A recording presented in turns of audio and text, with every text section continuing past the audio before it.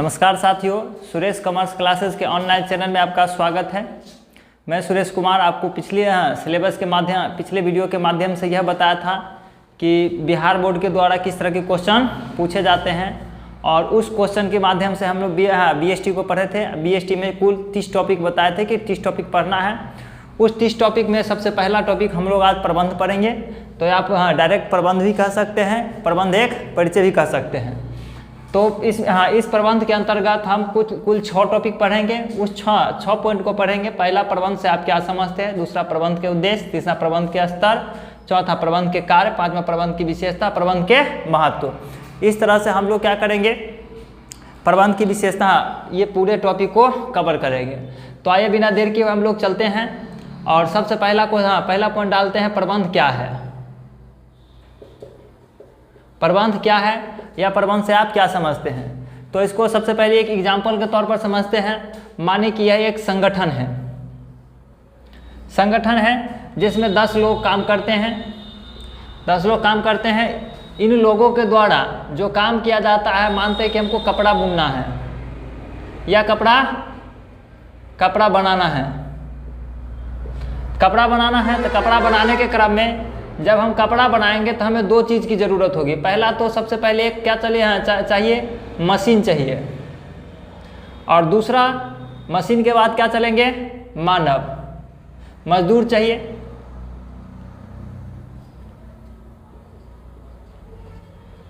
चाहिए। अब मशीन है तो मशीन को हम लोग भौतिक संसाधन के अंतर्गत रखते हैं और यहाँ मजदूर है तो इसको हम लोग मानव संसाधन के अंतर्गत रखते हैं। अब मान लीजिए कि यह एक संगठन है। इस संगठन में 10 लोग काम कर रहा है तो 10 लोगों का क्या उद्देश्य होगा, कपड़ा बनाना। तो एक उद्देश्य है 10 आदमी का एक उद्देश्य है कि कपड़ा बनाना है। उस तरह से ये संगठन है।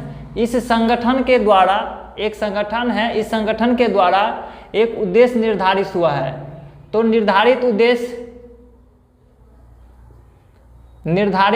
उद्देश्य एक संगठन के द्वारा निर्धारित उद्देश्य को पूरा करने के लिए उपलब्ध भौतिक एवं मानवीय संसाधन का सर्वोत्तम उपयोग क्या कहलाता है, प्रबंध कहलाता है। अर्थात हम कह सकते हैं कि कोई भी काम हो उस काम को आप सबसे अच्छे तरीका से, सबसे अच्छे ढंग से करिए, वही क्या कहलाता है, प्रबंध कहलाता है। तो हम क्या देखें, यह एक संगठन था। इस संगठन का मेन उद्देश्य क्या था, कपड़ा बनाना। इस कपड़ा बनाने के लिए 2 प्रकार के मशीन चाहिए। एक भौतिक संसाधन चाहिए, मशीन चाहिए, और एक मजदूर चाहिए। मशीन को हम लोग भौतिक संसाधन के अंतर्गत रखते हैं और मजदूर को हम लोग मानव संसाधन के अंतर्गत रखते हैं। तो भौतिक संसाधन और मानव संसाधन दोनों क्या होना चाहिए, उपलब्ध होना चाहिए। क्या होना चाहिए, उपलब्ध होना चाहिए। तो इसको हम लोग परिभाषा लिख सकते हैं कि संगठन के द्वारा निर्धारित उद्देश्य को पूरा करने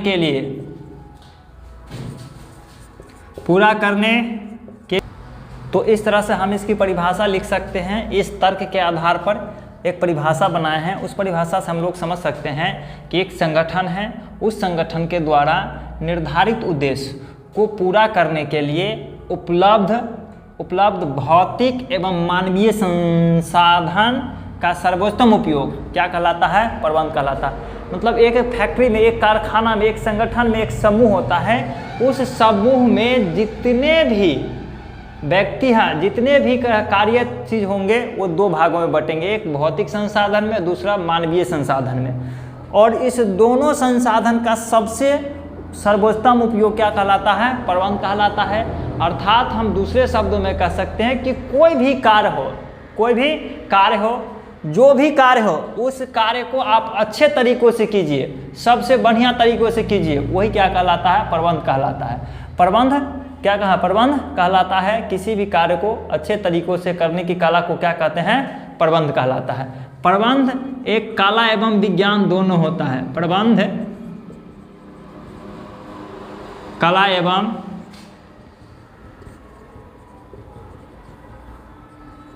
विज्ञान दोनों होता है। इस पॉइंट को हम लोग आगे डिटेल से पढ़ेंगे। अभी फिलहाल इस प्रबंध की परिभाषा को आप लोग स्क्रीनशॉट या तो स्क्रीनशॉट ले लीजिए या वीडियो को रोक करके लिख लीजिए।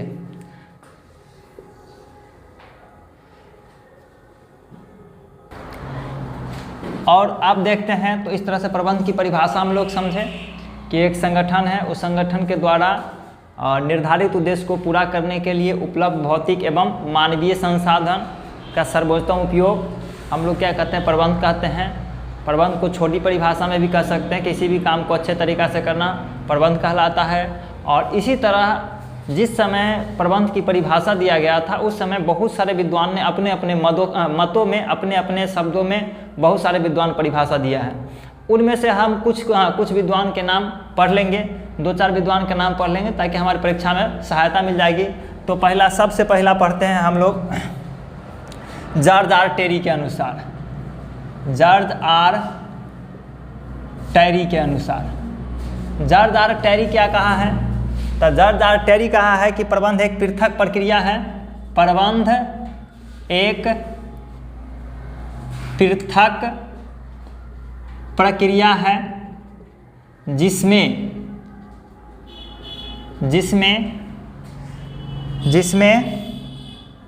नियोजन, संगठन,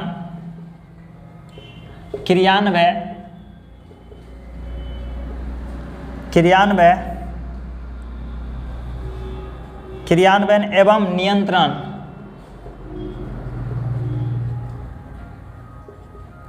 एवं नियंत्रण को शामिल किया गया है।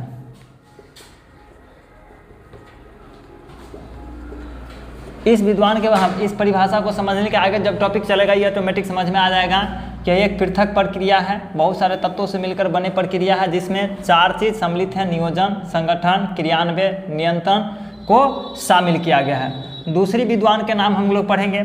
एक और विद्वान है जिसका नाम है F.W. टेलर।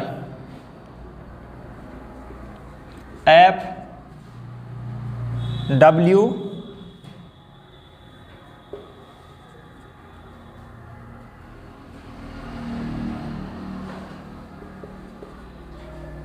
टेलर, इसके बारे में भी आगे पढ़ेंगे। F.W. टेलर क्या कहा है कि आप क्या करना चाहते हैं।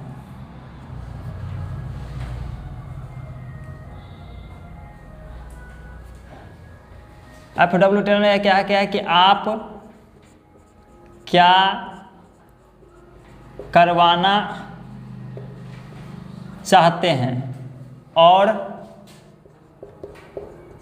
उसे सर्वोच्चतम विधि से किया गया है या नहीं, यही प्रक्रिया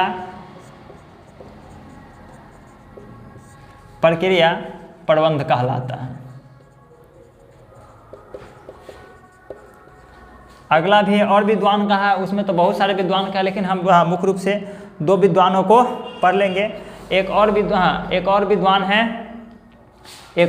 है जिसके बारे में उपयुक्त परिभाषा के आधार पर हम एक और संक्षिप्त परिभाषा दे सकते हैं जो एकदम छोटे शब्दों में लिख सकते हैं। हम लिख सकते हैं कि प्रबंध